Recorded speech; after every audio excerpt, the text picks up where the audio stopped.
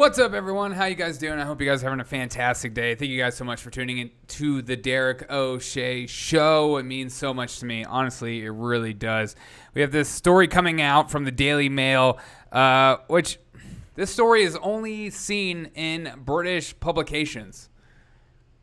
Say what you will, but at least why is it the British are the only ones that have the cojones to speak out against the Chinese regime? I mean, we've spent a whole year in a pandemic, and yet you would think this would be a top story. You would think people would want to get down to the nitty-gritty, want to get down and know more about this virus, of the origins and maybe where it started so it doesn't happen again, and maybe who covered up information that should have been pushed out to the general public so less people would have potentially died, and then we could have their information about stuff that they actually learned about the virus maybe before we even happened. Maybe that already happened. I don't know. But you would think this would be a major story. You would think that more publications, CNN, Fox News, MSNBC, NBC, whatever, Huffington Post, BuzzFeed News, whatever news source you want to talk about, you would think that this would be a kind of story that would spur their interest. But yet, MSNBC, CNN, they're still talking about freaking Trump. At what point are they labeled a joke? At what point does Twitter start labeling their news stories as misinformation? Because it's just so blatantly obvious the leeway given to certain sources over other sources, and people make fun of the Daily Mail, the UK, the Mirror, Telegraph. I mean, people make fun of this institution. Yeah, a lot of their writing is pretty sloppy, but they break news. They do real journalism. Not always right off the bat, because that's what happens when you break news first, but at least they try. Or it's like every other news source is just an opinion piece. Every time I get up, and that's why I've started to cut back on my show a little bit more, because there's so much just opinion and political nonsense and political garbage out there that is just boring. It's boring to read. I'm over the point of just reading propaganda nonstop. I'm over reading the stories about COVID-19 and people on their deathbed and saying they wish they took the vaccine. It's too on the nose. It's too perfect of a story. And not only that, there's one blatantly obvious thing that happens in a lot of these pictures that people aren't ever referencing. With these people in ICUs. The same has been true for this virus since the start. It affects a couple people the most. One particular person is the elderly, and we know that. That's why we rush the vaccines to them first. And then the other one is the one you're not allowed to talk about because you might hurt somebody's feelings, which is such a weird concept. Because, yeah, some people might be irrational or just say things over the top. Maybe shouldn't have said some things and maybe have been mean to things. But at some point, science needs to just be science. I remember a time when science was just harsh. It didn't take your feelings into account, your emotional health into account. It just put a bunch of data down and then came to a conclusion based on that data, based on a hypothesis. I remember when you were allowed to question things. I remember when it was encouraged to question things. When you would think of something for the first time and go, I wonder if that's true, and then try to test your theory. I remember a time when you could just question anything. I mean, at this point, so much of science is based on faith and dogma and doctrine that is built by whoever is in charge. I remember when science was a category in which you could question everything. It wasn't like history where you just like question the source and make sure the information is correct. And if it makes you uncomfortable, that's okay because that's how it is. And you can question all you want, but then there's facts in front of you. But with science, you were like encouraged to question science. You were encouraged to say, I don't know if I believe that. And then the science teacher would look at you and go, yeah, let's find out together. Let's find out if it's true together. Let's question it together. This is exciting. This is learning. But now, everything is so political. Everything is political. I remember I had a teacher from my undergrad program, and he said that everything is political, and I brushed it off, and I was like, I just don't even want to hear that, because some things, I want to watch sports. I don't want to talk about politics when I'm watching sports. I just want to enjoy the moment, enjoy the game. I want to relax. I want to turn my brain off for once, and just not think about, what is Joe Biden's or what is the inflation rates at, what's going to happen with cryptocurrency. I don't want to think about that stuff. I just want to watch sports. But now everything is political, and even in science. Shut down that misinformation! I remember when science would encourage that, because questioning the science, questioning what's true and what's not true was a good thing. That was how science progressed.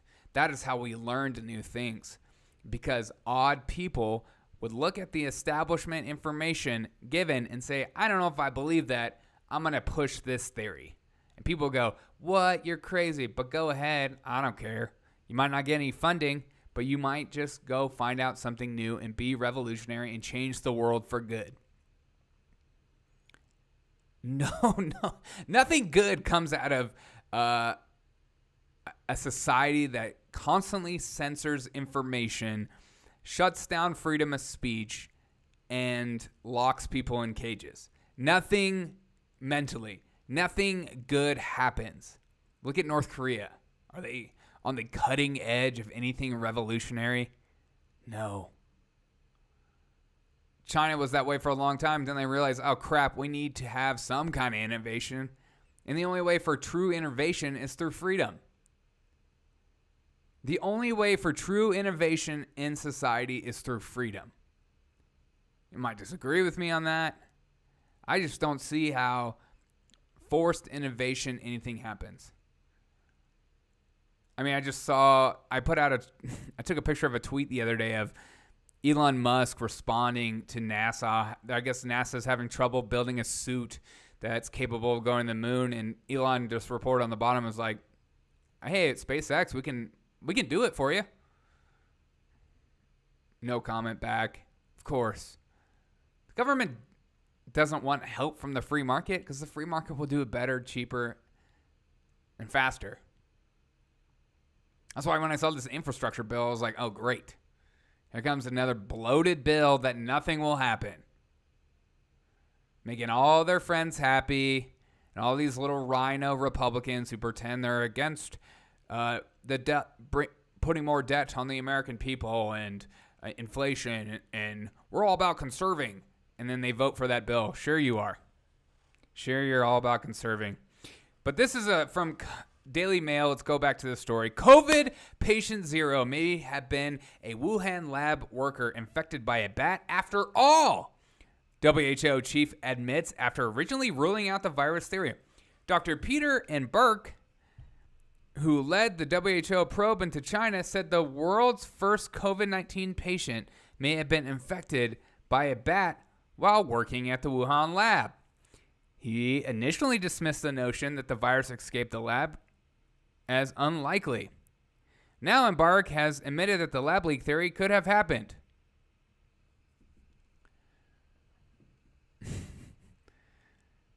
Why did you not say that in the first place?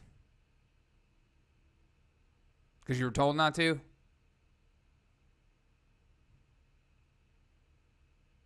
This is why people don't trust science anymore. It's why people don't trust you. It's why people don't trust the people in power. I mean, if you look at this story right now from MSNBC, their top story, connecting the dots between COVID vaccine hesitancy and Fox News. Really? You think people are hesitant to take the COVID vaccine because of Fox News? I haven't heard anybody on Fox News say for me not to take the vaccine, for one. And for two, that's not the reason, and they know it. Because then they would have to admit maybe what the real reason is. And we all know what the real reason is of people not taking the vaccine. People not listening to the powers that be, Dr. Fauci, WHO, CDC, the NHS. People aren't listening because this virus has been made political because Donald Trump was in office since day one. You guys were so blind. And I wouldn't say that it's just this virus. It's the same thing with global warming or climate change, whatever name you want to use. You're not allowed to question that. You can't go against the powers that be. John Kerry preaches about climate change and how it's a devastating effect while he takes his private jet everywhere, buys up property like him and Obama. Climate change is so real as I buy up my property at the beach. Your actions do not reflect what you say. I honestly do not understand how people look at that and are okay with that. I have friends that believe in this stuff, believe that John Kerry is doing good, and they don't even consider that John Kerry taking a private jet places is a big deal. How is that not completely illogical? That'd be like my doctor looking at me, telling me that I need to change my diet because it's bad for my health, that I have too much fat in my diet or something. I need to take out bacon because it's bad for my heart, while he's eating a bacon cheeseburger. And he's like, hey, I only do this once a week. Just like, even if you did this only once a week, you're still doing it right in front of me as you tell me not to eat bacon. It makes no sense. God. So people don't trust people of power anymore. They don't have the power anymore. They don't have the authority. It's very anarchist. Whether it's a good thing or a bad thing, you be the judge. But people have watched the politicians. They watch what's going on in Australia, UK, Australia and their lockdowns. That is just nuts. The Canada. San Francisco just came out today saying only fully vaccinated people can go to restaurants, bars, and gyms. You have to be shown a proof of vaccination. Double jabbed, not just one, double. So even if you got the first jab, you can't go yet. You have to wait till your second jab to be able to go.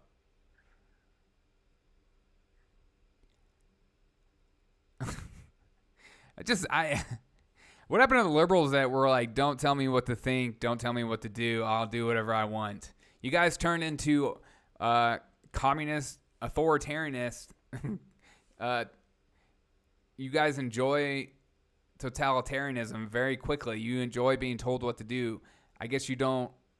This is what happens when you don't have a God. You look for a God in places. You look for direction. You look for truth. And you want the establishment. You want the powers to be the answer, to be the way, the life.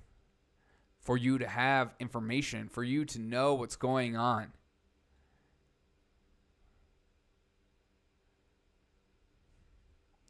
New study coming out of Israel right now showing severe cases by age, and it has a breakdown.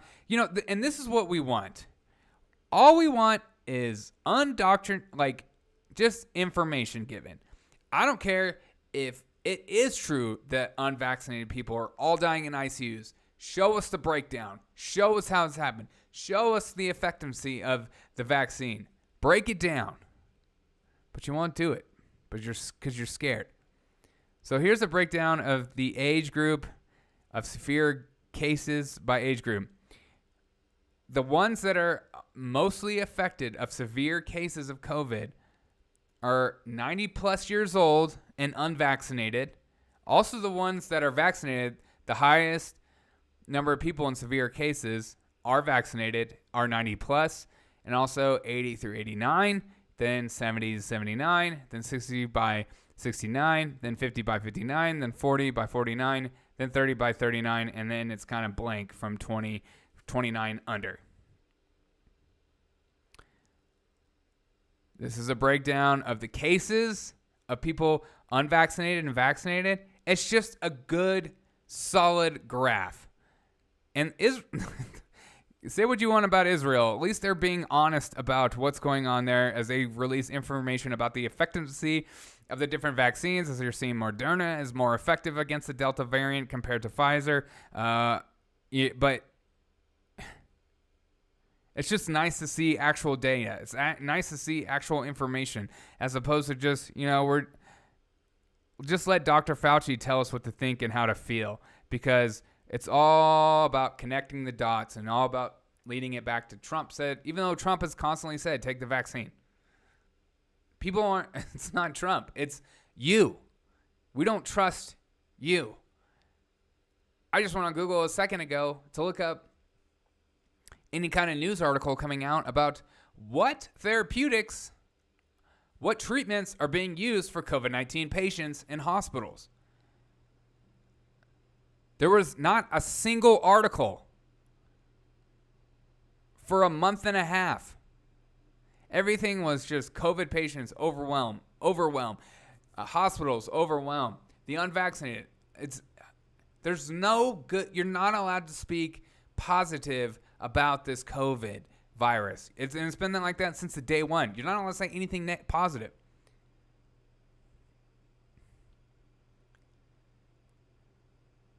I've seen word that Brett Weinstein, the Ivermectin and all that stuff, I think that I saw a study, I was reading from him, that they're finding out it's not working as much for the Delta variant, and people are laughing at that. I'm like, are you kidding me? At least they're being honest with their information.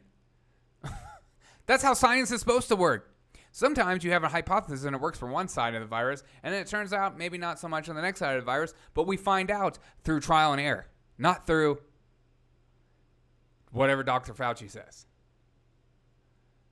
Because right now, all I can think about, the only therapeutic available for COVID-19 is the vaccine. Nothing else. It's almost like if you're unvaccinated, you just go to the hospital and get put on a ventilator. I don't know. No one says any stories about what's going on. You're not allowed to talk about what therapeutics are being used. You're not allowed to talk about their effectiveness. You're not allowed to talk about if they're life-changing or not. The only way I know information is because I have a few family members that work in the ICUs, and they tell me what they actually use. If it wasn't for them, it would be hard to find out what they actually use, because no one talks about it. They only talk about the negative thing. They only talk about the horror that comes from it. There's millions of people are dying, and you're going to die no matter what, and that's blah, blah, blah, blah. That's all you get about COVID-19.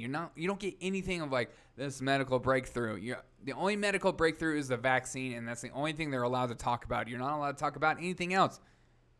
It's like that hydrochloroquine. The thing, if it worked, great. If it doesn't work, great, but it's good to know. But it turns out that study, I saw that CNN article that said actually it's working for a lot of people, and it has been saving a lot of people's lives. It doesn't work for everyone, but it works for some people. Wow, that information would have been so useful. The media is to blame, and a lot of whoever's fact-checking people is to blame for a lot. I would say more people's deaths than unvaccinated, because you guys held out information and you refused to publish actual scientists, allowing them to be scientists and figure out what is working. Allow doctors to share information between each other. Allow people to find out what's working and what's not working, so we can crush this virus. It's not going to go away. It's a virus. It's here to stay. But there's like this weird pipe dream that it's going to just diminish. And it might slowly diminish through, herd immunity and stuff like that, and vaccinated if we get a good vaccine. And maybe some good therapeutics. I mean, I'm more focused on the different therapeutics available, because I think that's more important than anything else. Why wouldn't you want to focus on what therapeutics are out there besides a vaccine? It's like there's a flu vaccine that I got every year, and I also knew what therapeutics I needed to get if I got the flu. But with COVID, you get COVID, you're like, I don't know, do I take Tylenol? Take more zinc than normal? I don't know. I'm going off of what people are saying online that are getting banned as misinformation. Those people are my scientists. Because this is what happens when you censor speech. You don't allow the real scientists to be scientists. And then everyone starts questioning things and going, why aren't you saying this stuff? Why don't you put this stuff out here? You're okay touting a vaccine that isn't FDA approved. Yes, it's authorized through emergency use, but it's not FDA approved yet. You're okay talking about that, but if you talk about any other therapeutics that are being used, you get censored, you get banned, you get taken down. It makes no sense. Again, I'm not a scientist. I'm not going to tell you what to think or do. I'm always saying just go talk to your doctor. And if you don't trust your doctor, find a doctor you trust. Like, I don't. That's all you can do as a normal human being. I know people just flip on the TV and we're like, all right, tell me what to think today. Don't be that person. Think for yourself.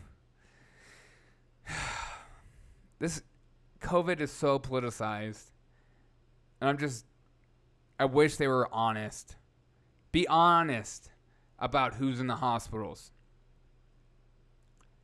Should people morbidly obese get the vaccine? Put that information out there instead of saying we're all about body positivity. That's great. No one wants to be called fat. I was called fat all through middle school. Big fat boy. I was called all kinds of stuff. It hurts. But you know what? It's true too at the same time. I mean, I want my doctor to look at me and be like, you need to lose weight. You need to drop this fat. Because it's unhealthy. It's a huge comorbidity. Look, a lot of people in the ICUs are overweight. They're elderly and overweight. You're not allowed to say that, though. You might hurt someone's feelings. This should be a time that you focus on your health. You focus on, going for a run, eating well. Quit eating things out of a box. Start creating your own food. Start cooking chicken, eating rice, cooking vegetables, not just eating cereal, Pop-Tarts.